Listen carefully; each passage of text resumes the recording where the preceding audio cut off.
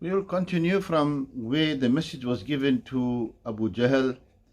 It came from Abu Sufyan stating that we have reached safe ground, therefore there is no need to go to Badr. Leading kuffar chiefs that were under Abu Jahl all advised the very same. People like Utbah, Shayba, Abu al-Hakam bin Hisham, Umayyah bin Khalf, all of them had advised Abu Jahl that there is no reason now to go any further, because our main purpose of going to Badr was to defend our caravan and to take what belongs to us.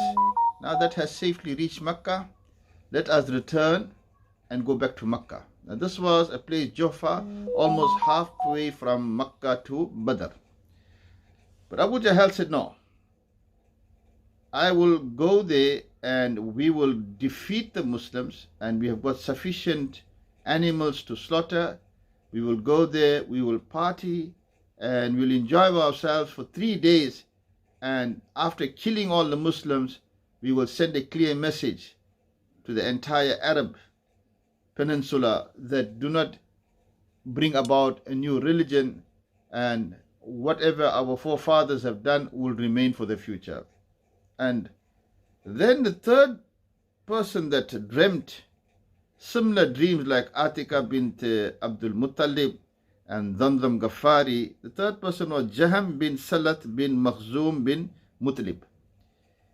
He said that I dreamt that I was the person came riding on a horse, and together with him he had a camel, and he said, "O Abu Jahl, race towards your death."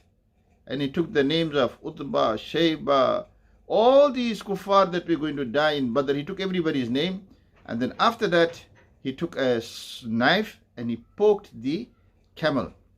As he poked that camel began running wild amongst all the other tents, and every tent as it went past, it had a stain of blood from that camel. So this message was brought to Abu Jahl. He then also replied the same. Now that we have come so far, we've got an army and nothing is now going to stop us. We will continue going towards Badr, and we will make sure that this comes to an end. After having so much of pride, remember, we will be what you call that going through how certain things happened, but the lesson that we learn from Badr is the message, the help and assistance, it came from Allah subhanahu wa ta'ala. And if you looked at the position of the Muslims, and if you looked at the position of the kuffar on the Battle of Badr, it was like not fair, because the Muslims were in a lower area. The kuffar came and they settled in a higher area. The area that they had settled was an area where the horses and the camels could walk without any problem, because the land was normal and it was hard and it was easy for the horses to ride on. Now, where the Sahaba Ikram had put up the camps, that was soft sand.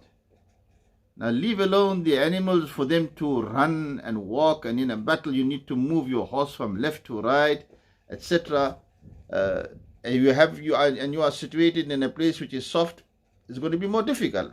Like if you make a person run on a normal road and time right, do 1 kilometer race, and at the same time put another person on the sea sand and tell him to run. Obviously the person on the sea sand is going to find it very, very difficult. But this was the situation, and the Sahaba Ikram were a bit worried that what is going to be our position, that the kuffar, for one, they have bigger numbers, and two, they are in a place where they can move easily from left to right. But look at the plan of Allah subhanahu wa ta'ala. His plan, nobody understands it till it comes to an end. At that time, Allah subhanahu wa ta'ala at night before the battle, Allah subhanahu wa ta'ala sent down the rain. And when the rain came, the place where the kuffar had put their tents, it was hard, and as the water came, it swept away. It didn't stay there too long. Whereas where the Sahaba Ikram, where it was a soft area, water came there and it began collecting. It collected that the Sahaba Ikram all were able to drink water, they were able to have a bath, and the land at the same time became hard. Now, soft sand, when you put water on top of it and when it settles down, it becomes hard. And on the other hand, the kuffar, where they were, or that hard sand, when water fell onto it, it became daga. In other words, they could not walk easily. This is a plan of Allah subhanahu wa ta'ala. And Allah Rabbul Izzat promised the beloved Nabi sallallahu alayhi wasallam, and the beloved Nabi sallallahu alayhi wasallam gave glad tidings also to the Sahaba Ikram that there is going to be victory for us. It was easily said that we are going to get victory. And for the Sahaba Ikram, when they looked around, their numbers were small.